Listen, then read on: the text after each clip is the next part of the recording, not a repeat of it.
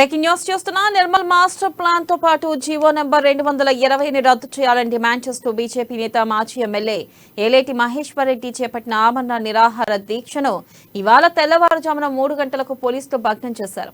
అయితే భారీ ఎత్తున అక్కడికి చేరుకున్న పోలీసులు ఆయన దీక్ష విరమింపచేయడానికి ప్రయత్నించారు. వైద్య పరీక్షల కోసం జిల్లా ఆసుపత్రికి ఆయన తరలించారు.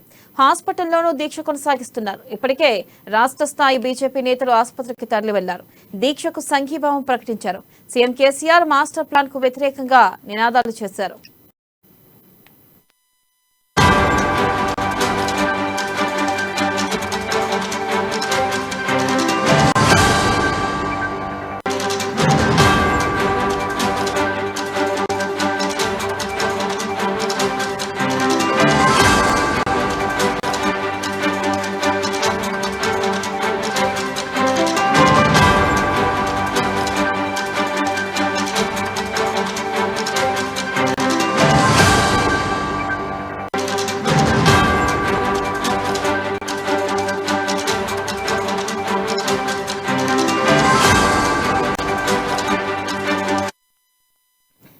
బ్రేకింగ్ న్యూస్ చూస్తున్నా. నిర్మల్ మాస్టర్ ప్లాన్ తో పాటు జీవో నెంబర్ 220ని రద్దు చేయాలని డిమాండ్ చేస్తూ బీజేపీ నేత మాజీ ఎమ్మెల్యే ఏలేటి మహేశ్వర్ రెడ్డి చేపట్టిన ఆమరణ నిరాహార దీక్షకు ఇవాళ తెల్లవారుజామున 3 గంటలకు పోలీసులు భగ్నం చేశారు.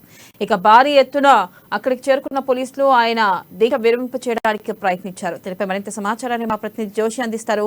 జోషి, చెప్పిన ఇంతకీ ఆయన దీక్షను విరమింపజేశారా లేదా? ప్రస్తుతం ఆయన పరిస్థితి ఎలా ఉంది? డాక్టర్లు దీనిపై ఏమంటున్నారు? గుడ్ మార్నింగ్ వెన్నెల.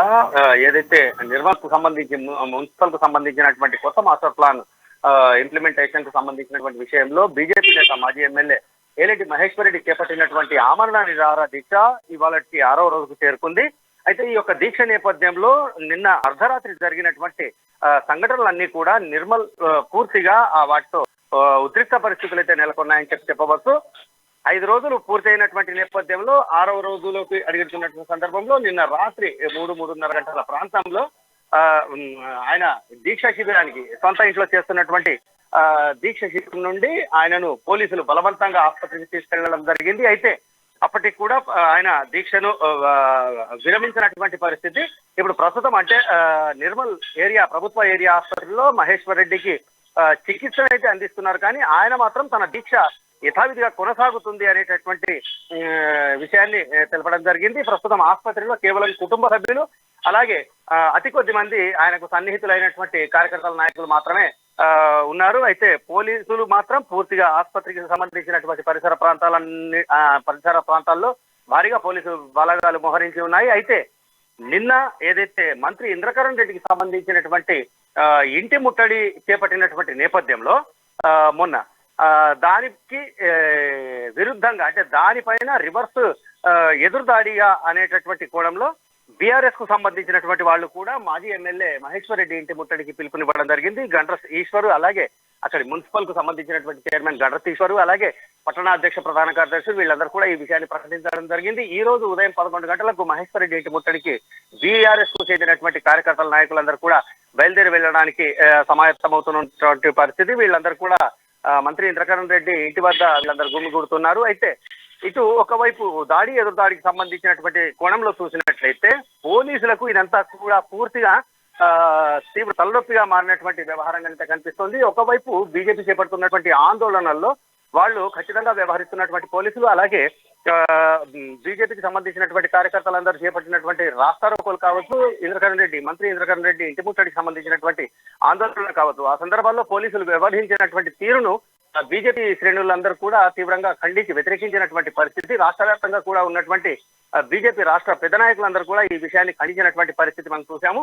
అయితే ఈ రోజు బీఆర్ఎస్ చేపడుతున్నటువంటి మాజీ ఎమ్మెల్యే మహేశ్వర్ రెడ్డి ఇంటి ముట్టడికి సంబంధించినటువంటి సందర్భంలో పోలీసులు ఏ విధంగా వ్యవహరిస్తున్నారు అనేటటువంటిది కొంత ఆసక్తికరంగా మారినటువంటి పరిస్థితి. అదే సమయంలో నిర్మల్ పట్టణంతో పాటుగా చుట్టుపక్కల ఉన్నటువంటి రైతులందరూ కూడా ఆర్డీఓ కార్యాలయం వద్ద వాళ్ళు ఈ యొక్క జీవో 220 రద్దును డిమాండ్ చేస్తూ ఏదైతే నిరాహార దీక్షలు రిలే నిరాహార దీక్షలు చేపట్టడం జరిగిందో ఆ శిబిరాన్ని బీఎస్పీకి చెందినటువంటి జిల్లా అధ్యక్షుడు జగన్మోహన్ అలాగే ఆ పార్టీకి సంబంధించినటువంటి నాయకులందరూ కూడా సందర్శించి రైతుల దీక్షలకు సంఘీభావం ప్రకటించినటువంటి పరిస్థితి. క్రమంగా చూసినట్లయితే ఈ మున్సిపల్ కు సంబంధించినటువంటి కొత్త మాస్టర్ ప్లాన్ చట్టము, కొత్త మాస్టర్ ప్లాన్ అలాగే జీవో 220 ఈ రెండు అంశాలు కూడా నిర్మల్ జిల్లా వ్యాప్తంగానే కాకుండా పూర్తిగా ఉమ్మడి ఆదిలాబాద్ జిల్లా వ్యాప్తంగా కూడా తీవ్రమైనటువంటి దుమారానికి దారితీస్తున్నటువంటి పరిస్థితులు అయితే కనిపిస్తున్నాయి. అయితే రాబోయే రోజుల్లో ఈ యొక్క ఆమరణ నిరాహార దీక్ష మహేశ్వర్ రెడ్డికి సంబంధించినటువంటి ఆమరణ నిరాహార దీక్ష ఇలాగే కొనసాగినట్లయితే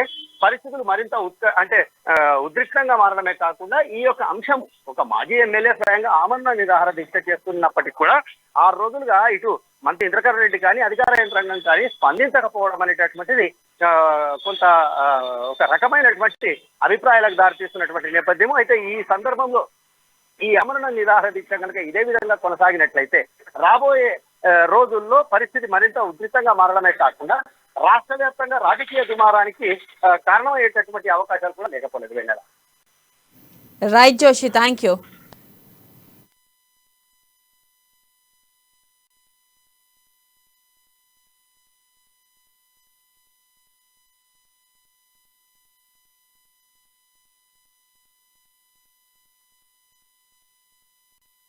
ఆ రోజుల తర్వాత ఆరోగ్యం గురించి వచ్చింది సంతోషం. ఆరోగ్యం అనేది నాకు పర్వాలేదు.